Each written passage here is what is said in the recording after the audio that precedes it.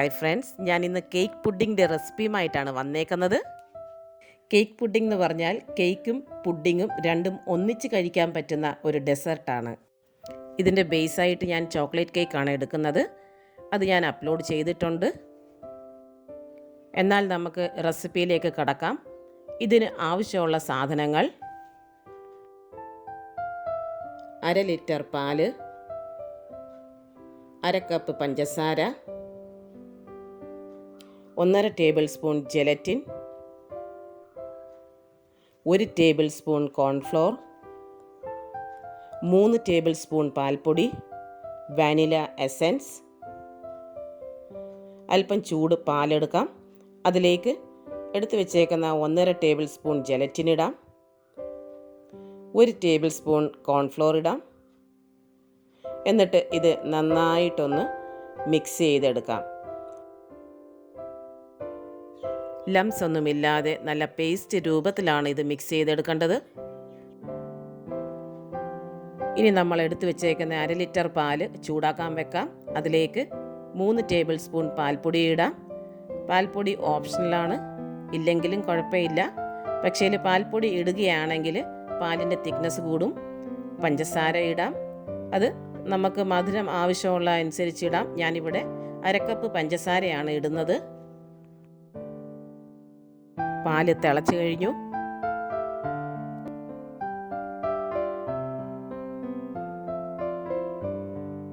ഇനി ഇതിലേക്ക് നമ്മൾ കലക്കി വെച്ചേക്കുന്ന ജെലറ്റിൻ ഒഴിക്കാം. ഇനി ഒരു 5 മിനിറ്റ് ഇത് വേവിച്ചെടുക്കണം. 5 മിനിറ്റ് ആയി കഴിഞ്ഞു. ഫ്ലെയിം ഓഫാക്കാം. ഇനി ഇതിലേക്ക് വാനില എസൻസ് ഒഴിക്കാം. 1 ടീസ്പൂൺ വാനില എസൻസ് ആണ് ഞാനിവിടെ ഒഴിക്കുന്നത്. ഇതിന് ആറാൻ വേണ്ടി വെക്കാം.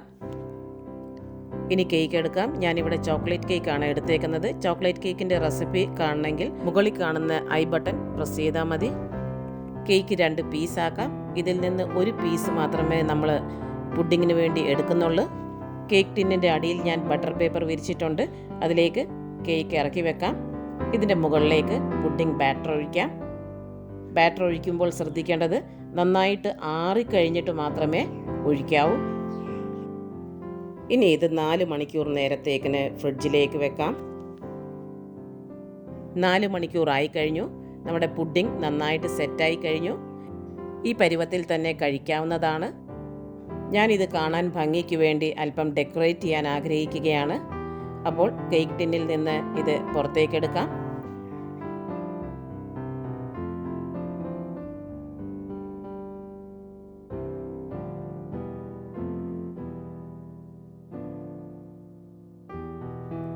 ബട്ടർ പേപ്പർ എടുത്ത് മാറ്റാം.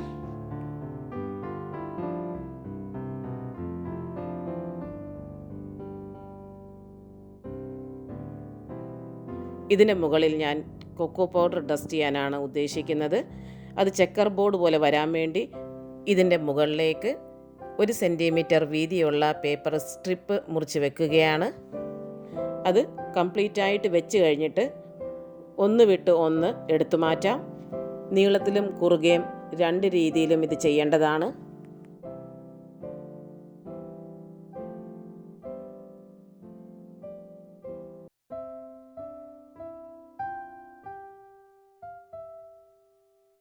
ഇനി ഇതിന് മുകളിലേക്ക് കൊക്കോ പൗഡർ ഡസ്റ്റ് ചെയ്യാം.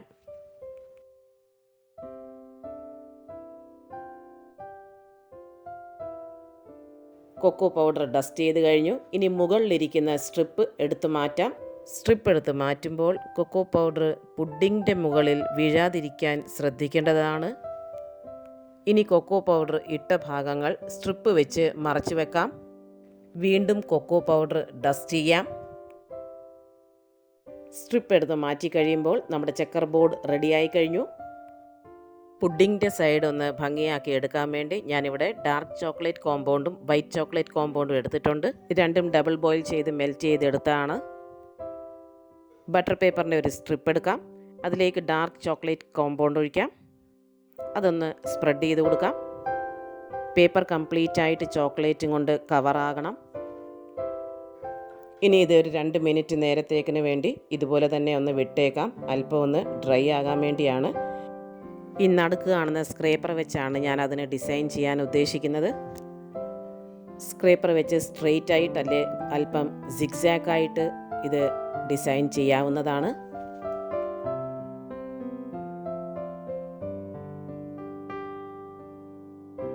ഇനി ഇതിൻ്റെ മുകളിലായിട്ട് വൈറ്റ് ചോക്ലേറ്റ് കോമ്പൗണ്ട് ഒഴിക്കാം. ഇതും ഒന്ന് സ്പ്രെഡ് ചെയ്തെടുക്കാം. വൈറ്റ് ചോക്ലേറ്റ് ഒഴിച്ചു കഴിഞ്ഞാൽ പിന്നെ അത് ഉണങ്ങാൻ വേണ്ടി വെക്കണ്ട, നനവോടുകൂടെ തന്നെ പുഡിങ്ങിൻ്റെ സൈഡിലേക്ക് ഒട്ടിക്കാം.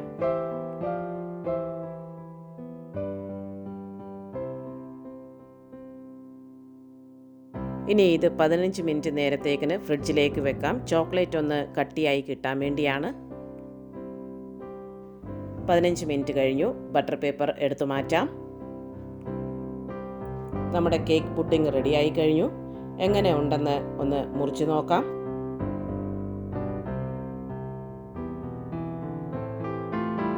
കേക്ക് പുഡിംഗ് നല്ല സോഫ്റ്റായിട്ടാണ് വന്നേക്കുന്നത്. പക്ഷേ സൈഡിൽ ഒട്ടിച്ചേക്കുന്ന ചോക്ലേറ്റ് കോമ്പൗണ്ട് അത് ഇച്ചിരി ഹാർഡായിട്ടുണ്ട്. അതുകൊണ്ട് സൈഡ് മുറിക്കാൻ അല്പം കട്ടിയാണ്.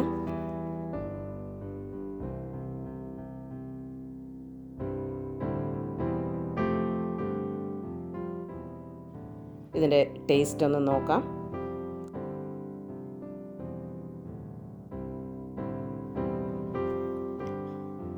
വളരെ ടേസ്റ്റിയാണ്. കേക്കും പുഡിങ്ങും രണ്ടും ഒന്നിച്ച് കഴിക്കുമ്പോൾ അതിന് പ്രത്യേക ഒരു ടേസ്റ്റാണ്. ഈ ക്രിസ്മസിന് തീർച്ചയായിട്ടും ഡെസേർട്ടായിട്ട് എല്ലാവരും ഇതൊന്ന് ട്രൈ ചെയ്ത് നോക്കണം. നിങ്ങളുടെ ഫീഡ്ബാക്ക് എന്നെ അറിയിക്കണം. എൻ്റെ ഈ വീഡിയോ നിങ്ങൾക്ക് ഇഷ്ടപ്പെട്ടെങ്കിൽ തീർച്ചയായിട്ടും ലൈക്ക് ചെയ്യാനും ഫ്രണ്ട്സുമായി ഷെയർ ചെയ്യാനും ഇതുവരെ സബ്സ്ക്രൈബ് ചെയ്തിട്ടില്ലെങ്കിൽ സബ്സ്ക്രൈബ് ചെയ്യാനും മറക്കല്ലേ. എല്ലാവർക്കും ക്രിസ്മസ് ദിനാശംസകൾ. ദൈവം എല്ലാവരെയും അനുഗ്രഹിക്കട്ടെ.